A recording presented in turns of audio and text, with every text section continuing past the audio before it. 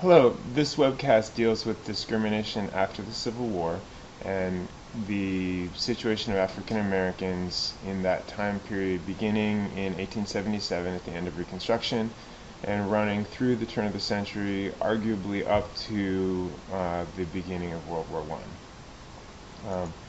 We we're going to look at the overall restrictions on African Americans and what came to be known as Jim Crow laws. This was in the period after Reconstruction had ended, and what we found was the South reimposing essentially their form of slavery without slavery. This took the form of all kinds of laws that came to be known as Jim Crow laws or segregation laws, laws which forced African Americans into separate eating facilities, separate waiting rooms, as you see in this picture, or even separate. In this picture, we see an African American, going up to go to a separate section in a movie theater.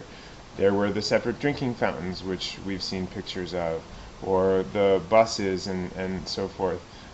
Jim Crow was a brutal system of segregation, which ultimately would be affirmed by the Supreme Court in a case known as Plessy v. Ferguson.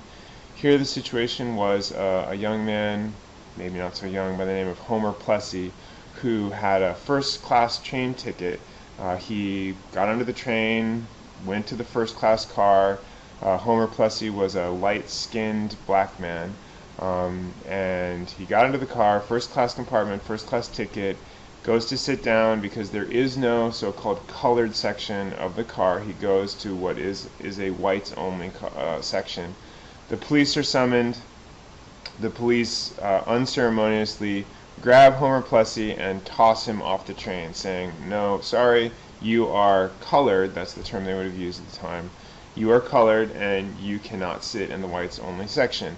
Homer Plessy, like any good American, sues. It goes to the Supreme Court. He argues there was no first-class accommodation in the colored section. The colored section was more like third or maybe even fifth class.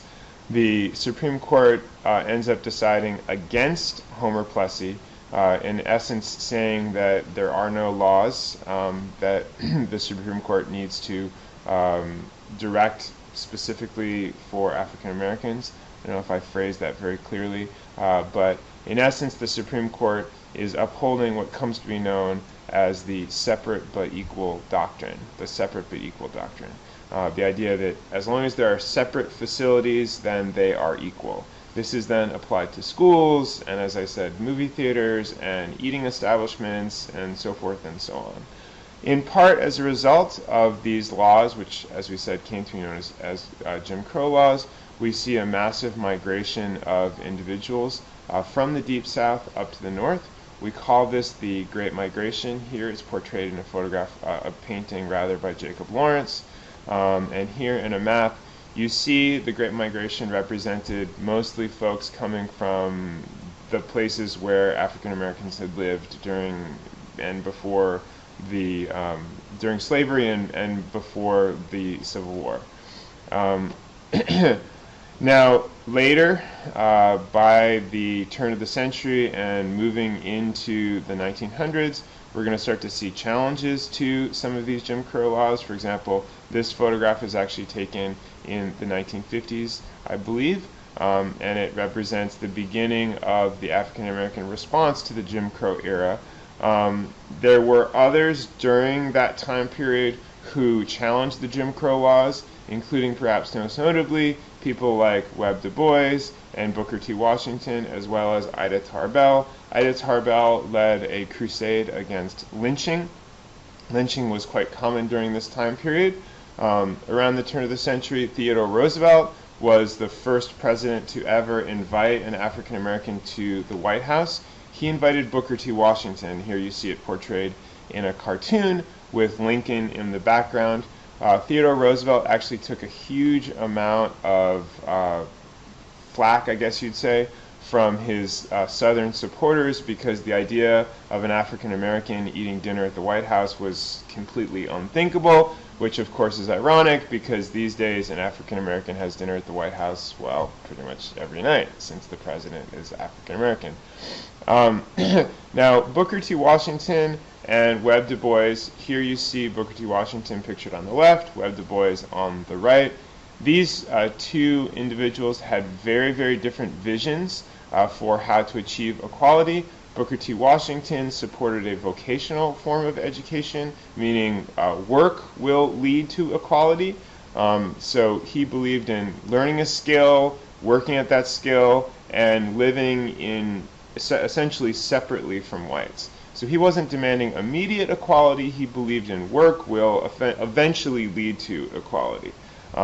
He, at the Atlantic Convention, described whites and blacks as living like separate fingers on the same hand, or different hands, I guess, but separate fingers that could be grasped together but could still exist separately. Now on the right, we see Webb Du Bois, who presented a very, very different vision. His vision was one of immediate equality. He talked about what we refer to as the talented tenth, that is, educating African Americans, and that talented tenth would raise them up. He founded the NAACP, the National Association for the Advancement of Colored People, whose main role ultimately would be in the courts. And it was NAACP lawyers who ultimately would challenge the Plessy case in what came to be known as Brown v. Board of Education, and arguably begins the modern civil rights movement. Here I want to show you a quick section from a film, if I can pull it up, titled The Rise and Fall of Jim Crow.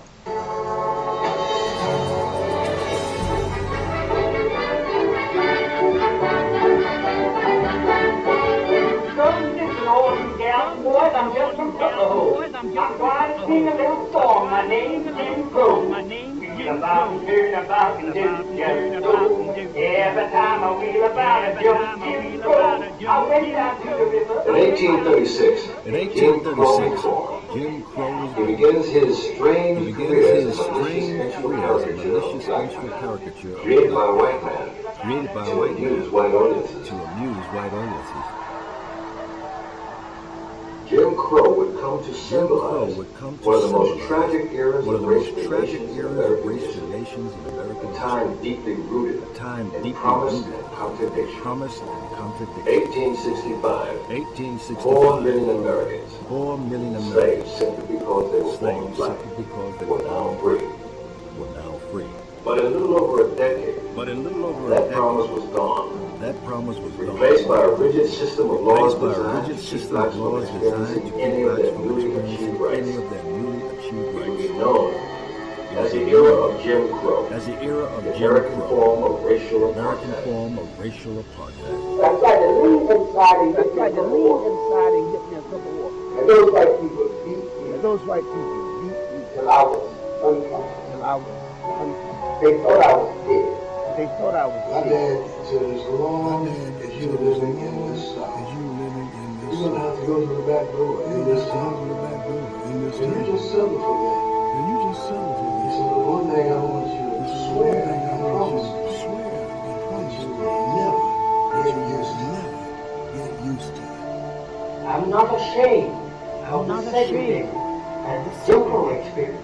All because we were able to devise techniques for survival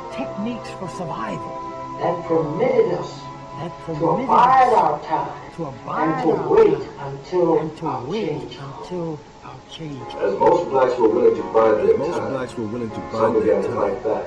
In the late 1880s and 90s, they embarked on an uncertain campaign to secure voting rights, build their own communities, schools, businesses, and churches, and to demand redress against mob violence and lynching.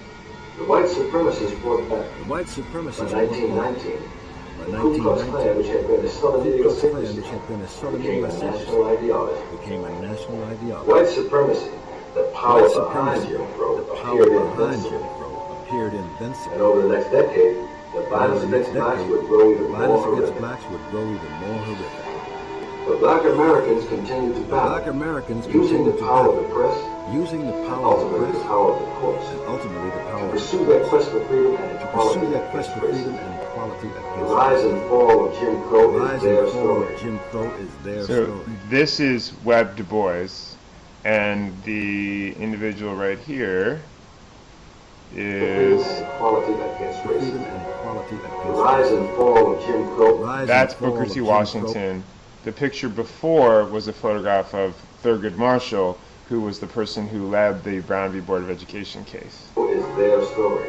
The story of strong men and women The who story have of never strong That's men Ida and women Tarbell. who never accepted the demeaning, threatening, and accepted perilous the world meaning, threatening, of and Jim perilous Crow. world. These are one of the members of the Little Rock Nine, who we'll talk about when we get to Standard 14 in the Civil Rights Movement. The rise and fall of Jim The Crow rise and fall is of the Jim story of Crow those who, in the is the story faith, of And those this who, is in the newspaper on the day of the Brown v. Board of Education case in 1953. face of unending terror, face of unending achieved terror, triumphs. And that's a photograph of the March on Washington in 1963.